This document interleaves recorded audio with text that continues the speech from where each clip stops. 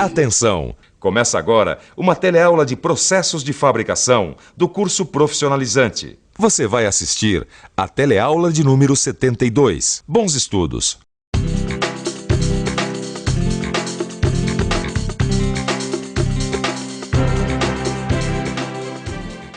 Na teleaula passada, você conheceu as operações de cortar e dobrar executadas com o estampo. Na teleaula de hoje, você vai conhecer uma outra operação que também utiliza o estampo. É o repuxo.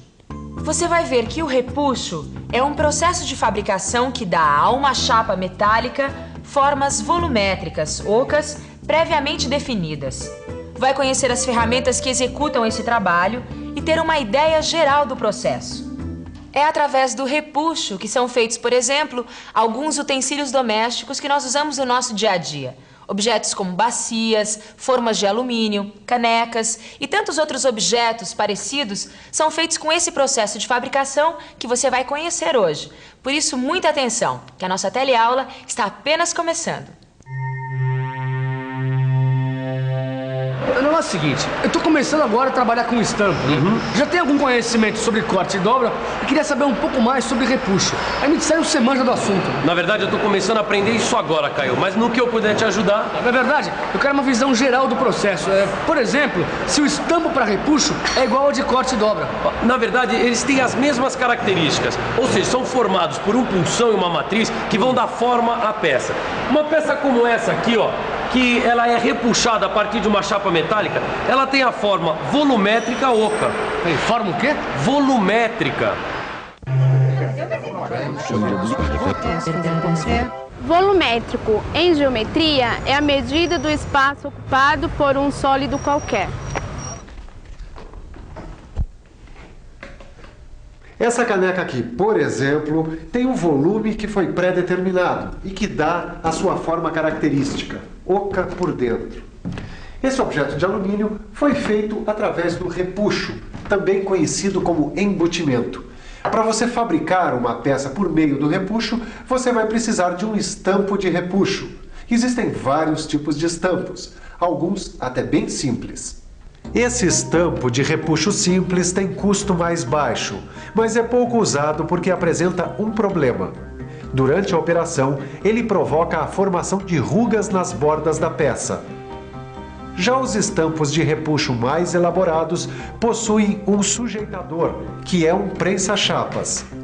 Este dispositivo evita que as bordas apresentem rugas depois de repuxadas.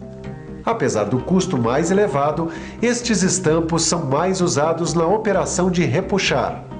A função do prensa-chapas é, como o nome diz, manter a chapa sob pressão para fazer com que a chapa deslize apenas para o interior da cavidade da matriz, sem formar rugas. Para que essa operação se processe com êxito, é necessário um cálculo envolvendo a regulagem da pressão.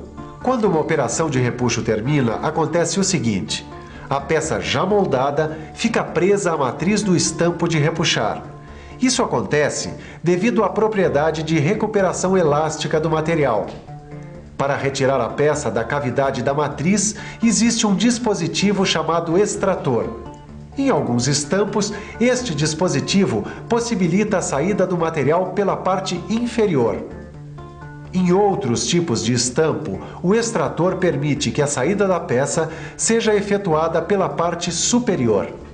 Agora você conhece a operação que permite fabricar esse tipo de objeto e a ferramenta utilizada nesse processo. Quer dizer, você foi apenas apresentado a esse processo de fabricação, porque existem ainda muitos detalhes nessa operação que você precisa conhecer.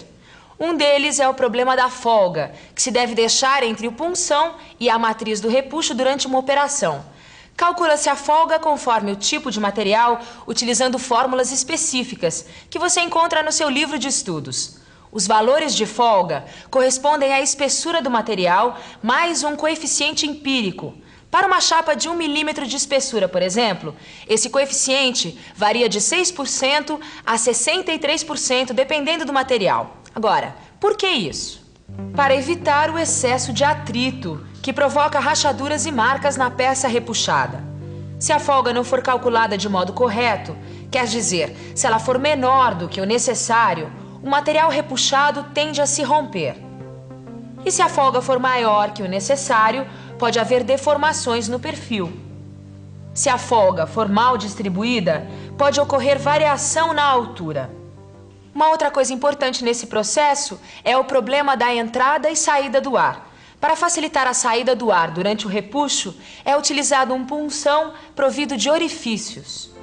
Esses orifícios têm a função de permitir a livre passagem do ar que se acha debaixo do punção, quando ele desce sobre a matriz para moldar a peça. Eles também permitem a entrada do ar quando o punção retrocede. Tá bom, Tito. Já deu pra ter uma visão geral do processo de fabricação. Mas uma dúvida que me ocorreu enquanto a gente conversava é se a operação de repuxo é feita de uma só vez. Quer dizer, se só com um movimento do estampo eu já consigo a forma final do produto. Olha, Caio, se a peça for simples, você consegue. Mas muitas vezes, dependendo da relação entre o diâmetro e a altura da peça que vai ser produzida, essa operação tem que ser feita por etapas. Por etapas? Como assim? O processo é feito de um modo em que o produto final vai se completando aos poucos, Caio. E como é que você calcula essas etapas? Bom, aí vai depender da severidade do repuxo. Pera lá, severidade? O que é isso? Severidade do repuxo beta 0 é a relação existente entre o diâmetro do blank e o diâmetro do punção. Por exemplo, se a severidade do repuxo beta 0 for menor ou igual à severidade máxima, beta 0 máxima, que o material suporta, então é possível fazer a peça em uma única operação. Mas se a severidade do repuxo for maior que a severidade máxima, então será preciso dividir a operação em estágios. Uma peça pode ter, digamos, 3 estágios de conformação até chegar ao embutimento final. Um outro item importante nessa operação é a lubrificação. Existem vários tipos de lubrificantes: sólidos, líquidos e pastosos. Para cada tipo de material e características do processo, há um lubrificante adequado. Consulte os fabricantes para obter informações atualizadas. A função da lubrificação é diminuir a resistência ao deslizamento e os esforços desnecessários, evitando assim peças defeituosas ou o desgaste prematuro do estampo, o que facilita o processo de conformação de chapas. Apesar dessas vantagens, os lubrificantes causam problemas ambientais, além de problemas de saúde ocupacional. Por este motivo, sua utilização vem sofrendo restrições. Uma alternativa para minimizar este problema é a utilização de revestimento anti-fricção, pelo processo PVD, nas ferramentas de repuxo. Devido às suas propriedades, o revestimento viabiliza uma redução no uso de lubrificantes e aumenta significativamente a vida útil das ferramentas.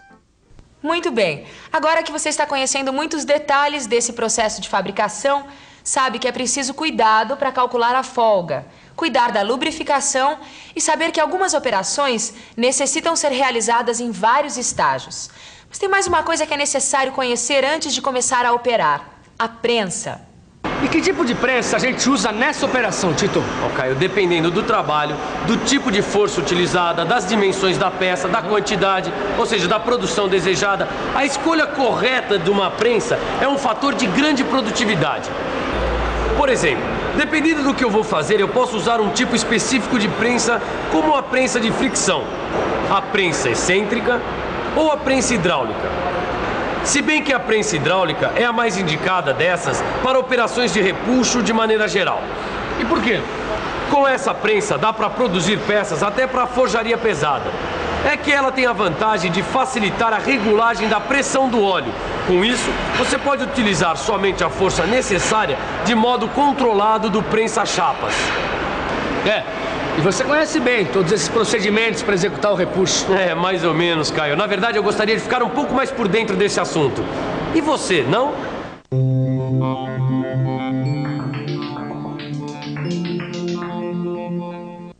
O desenvolvimento da técnica de repuxar exige que sejam observados alguns procedimentos para que o repuxo tenha êxito.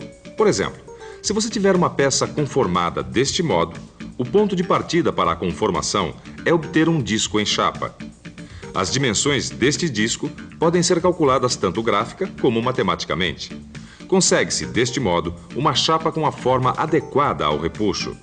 Em ferramentaria, essa chapa é conhecida como blank. Conhecendo o diâmetro do blank, é possível calcular a severidade do repuxo. Neste caso, a severidade do repuxo é maior que a severidade máxima.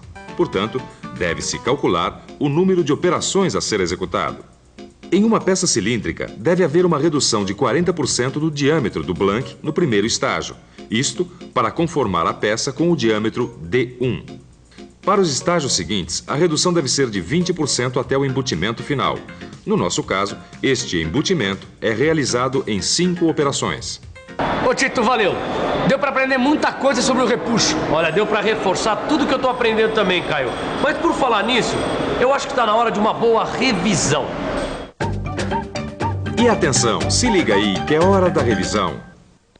Na teleaula de hoje, você conheceu o processo de fabricação conhecido pelo nome de repuxo ou embutimento, através do qual são feitos, entre outras peças, utensílios domésticos como bacias e panelas de alumínio. Conheceu também a ferramenta usada na execução desta operação, os estampos de repuxo. Viu que os estampos podem ser simples ou mais elaborados, sendo que os primeiros possuem o inconveniente de causar rugas nas bordas da peça trabalhada. Já os mais elaborados evitam esse problema graças a um dispositivo chamado prensa-chapas. Constatou que a operação de repuxo tem que levar em conta a folga deixada entre o punção e a matriz para não provocar atrito, e que um repuxo, muitas vezes, pode necessitar de vários estágios até o embutimento final.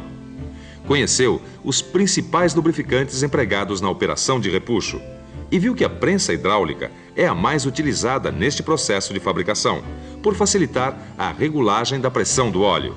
Finalmente, aprendeu sobre alguns procedimentos que devem ser observados na operação de repuxo para que ela tenha êxito. Agora é com você, hein? Não deixe de estudar com o auxílio do seu livro, para aprofundar todas as questões que você viu aqui. E é melhor você fazer isso enquanto ainda está quentinho, hein? Então, até a próxima!